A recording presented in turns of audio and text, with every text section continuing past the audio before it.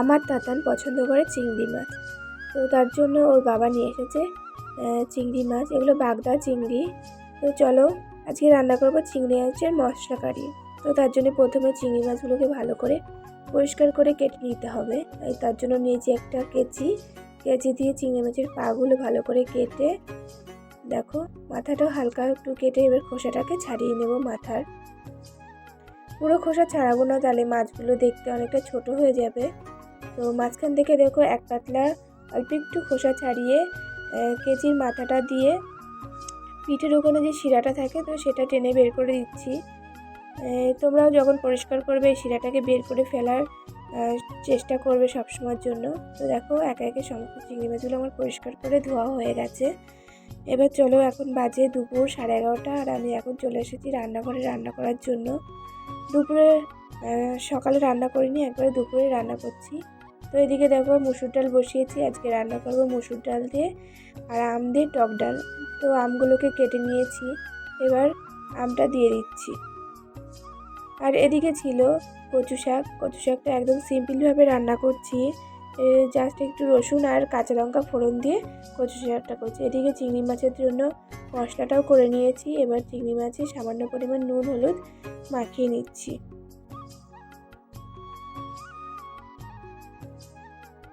তো দেখো ভালো করে হাত দিয়ে নুন হলুদগুলো মাখিয়ে নিচ্ছি। চিংড়ি মাছ খেতে কে কে পছন্দ করে অবশ্যই আমাকে বলো, আমি কিন্তু খুব পছন্দ করি। এদিকে দেখো কড়াইতে তেল দিয়ে দিলাম, তেলটা গরম হয়ে গেলে ভালো করে কড়াইয়ের এদিক ওদিক নাড়িয়ে একটু কড়াইয়ের গায়ে লাগিয়ে নেবে। তারপর দেখো নুন হলুদ মাখানো চিংড়ি মাছগুলো একে একে সব দিয়ে দিচ্ছি।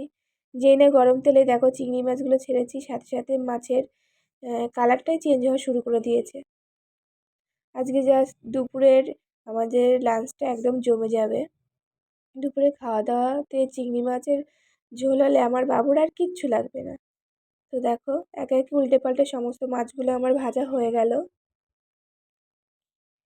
অনেকে কাঁচাও রান্না করে, কিন্তু সেভাবে আমার অত একটা পছন্দ হয় না। তো দেখো সমস্ত মাছগুলোকে এবার নামিয়ে নিচ্ছি। প্রথমে ভেবেছিলাম যে চিংড়ি মাছগুলো নারকেল দিয়ে রান্না করব, তারপরে ভাবলাম না, প্রচণ্ড গরম পড়েছে, নারকেলটা খাওয়া অতটা উচিত হবে না। তার জন্য এমনি সিম্পল যে পেঁয়াজ রসুন আদা সেই মশলাটা দিয়ে রান্না করছি। তো এদিকে বসিয়েছিলাম ভাত, তো ভাতটাও প্রায় হয়ে গেছে, নামিয়ে নেব। তেলের ভিতরে কয়েকটা কাঁচা জিরে ফোড়ন দিয়ে তার ভিতরে দিয়ে দিলাম বেটে নিয়েছিলাম যে মশলাটা, সেই মশলাটা এবার সামান্য একটু জল দিয়ে এবার মশলাটা ভালো করে একটু কষিয়ে নেব।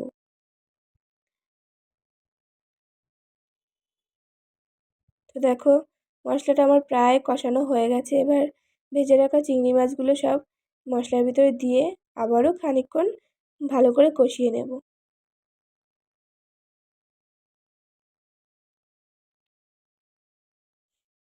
একদম মশলা থেকে দেখো দেখে সুন্দর তেল ছেড়ে দিয়েছে।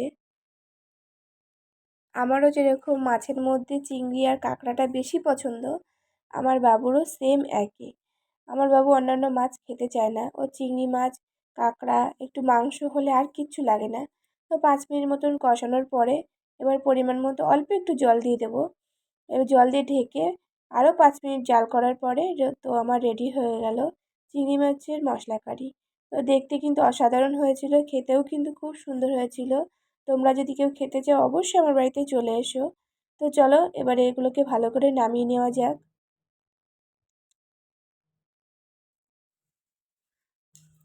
এটা যদি নারকেলের দুধে রান্না করতাম খেতে কিন্তু আরেক অন্যরকম স্বাদ হতো।